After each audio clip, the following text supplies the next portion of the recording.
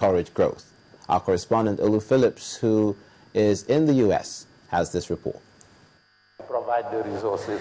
Barely weeks after the business community in Nigeria gathered at the nation's capital, Abuja, discussing the nation's economy, that momentum appears to have escalated beyond our shores to New York, United States. So while the president addressed the General Assembly, he detailed Mr. Trade and others to this forum to discuss imperatives of investing back home. Our macro environment is stable, is strong. Exchange rate remains steady. Inflation in single digits at 8.4%. The first time we have come back from double digits to single digit inflation rate. Economic growth has consistently averaged 8% in the last 10 years. And we have one of the lowest debt to GDP ratios in the world. And in terms of returns on investment, Nigeria is ranked as number 4 in the whole world. Look at Nigeria, a country I visited earlier this year. This is a country that for many years squandered its inheritances of oil riches, but now growing impressively, helped by dynamic reform and strong leadership. Beyond the big picture canvassed here, Governor Fayemi explains how microeconomic dynamics aggregates to support investment decisions. As we talk about these macroeconomic stability that the government is striving at the federal level to put in place, we must have a subnational understanding of the dynamics of change. Close to 2,000 kilometers of gas pipelines across Nigeria. We've started already, like I mentioned, we have laid close to 500 kilometers already, and we have projects ongoing. So in there, the entire value chain for pipes is an investment opportunity, from pipe mills to pipeline to pipe coating and to all the ancillary services in that area.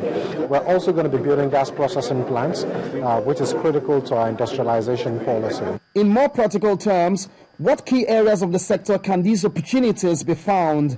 Perhaps one question on the mind of these would-be investors in Nigeria. One thing resonates: 3 reasons why you must come to Nigeria to invest, and that's because it is said that we have a competitive advantage in terms of macroeconomic stability, security, which is being upped right now, and of course infrastructural development. These are the win platform that all of those who spoke on behalf of Nigeria is asking the international community to come and invest in the next frontier in terms of economic development, Nigeria and Africa. From New York City, this is Olu Phillips reporting for Channels Television News. Crude oil prices dip below $109 per barrel. That'll be on business news after the break. We'll also have stories from the foreign scene and sports news. Do join us again. At first, it's only anticipation that something is about to happen. This is one thing that makes life interesting. To compete not only with players across the field, but across the world. It makes me feel joy when we win and sorrow when we lose. The action and reaction, colliding, falling, dropping, despite the odds. I love it because it brings me tears. Tears of victory, tears of joy. The skill that leads to the pass that leads to the shot that leads to the goal that determines the ultimate. Channel Sports, defining the moment of true sports.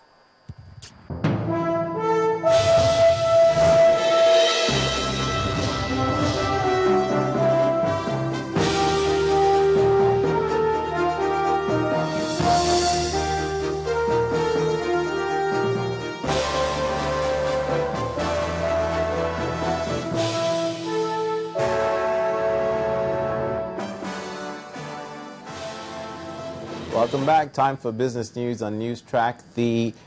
Our first story has to do with the First Bank of Nigeria, which has emerged overall winner at the second annual Best Companies to Work For in Nigeria Awards 2013.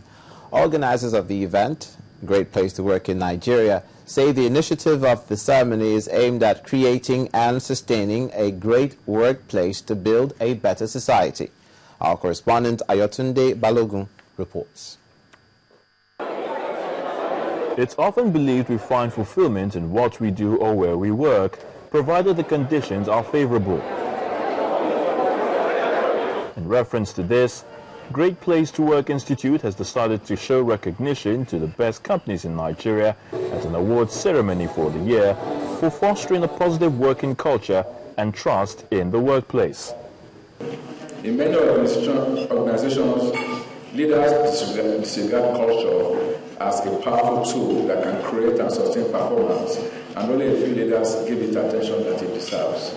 Guests gathered in large numbers to witness the remarkable event where winners will receive these prestigious awards. It goes to First Bank of Nigeria. So it was sheer jubilation for the management of First Bank of Nigeria as it went home with the award for Best Corporation to Work, along with Best Organized HR Structure and Most Engaged Head of HR Awards.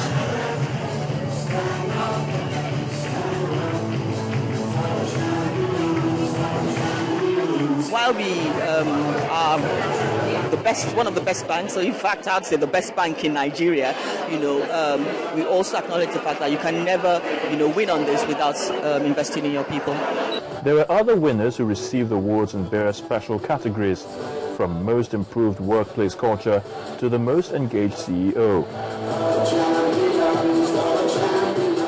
Organizers of the event, which is in its second edition, say selections were done after a carefully thought out but rigorous process before the award presentations were made. The first one is a trust index. The second one is a culture audit.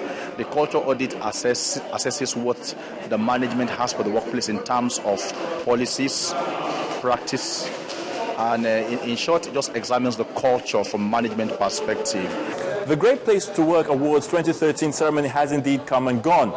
The recipients have been made known and they've carted home their awards in all the various categories, something the organizers say will definitely show that they mean business in trying to reward all those companies, businesses and organizations, no matter how big or small, that when they do the right things, they definitely will get their rewards.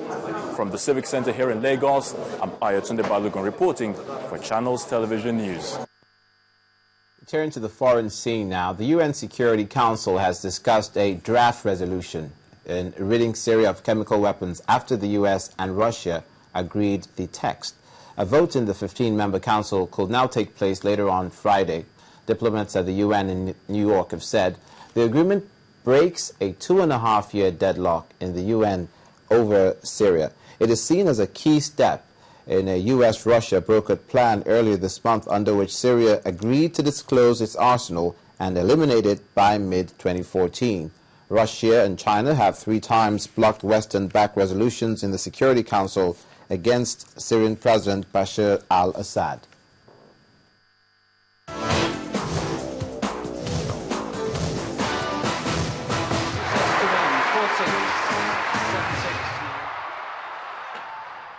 Sports news now. Ahead of the FIBA Africa Women's Championships quarterfinal between Nigeria's the Tigers and Mozambique's president of the Nigeria Basketball Federation, Thani Umar, says the only way the players can beat their host country is to remain focused. Now the encounter will decide the team who qualifies for Saturday's semi-finals. Despite having very little time to prepare for this championships, Coach Scott Nagy is optimistic that the girls are ready to put in their best in the crucial encounter. The Tigresses won 2 matches against Kenya and Cape Verde, but lost their third to favourites Angola, Mali and Cameroon, a result that placed them 4th in Group B. And Nigeria's Squash Federation President Adamu Erena has expressed delight with plans to include the sport in the forthcoming National Youth Games in Abuja by the National Sports Commission. This news is coming as the Federation prepares for the All-Africa Junior Squash Championships in Egypt. The NSC Director General, Gbenga Elegbeleye, gave the hint that the Commission will not only consider the inclusion of squash into the Youth Festival, but also continue to support sports federations that are making impacts in their sports. And that's it on News Track for this hour. Thank you for watching. I'm Olumide Macaulay.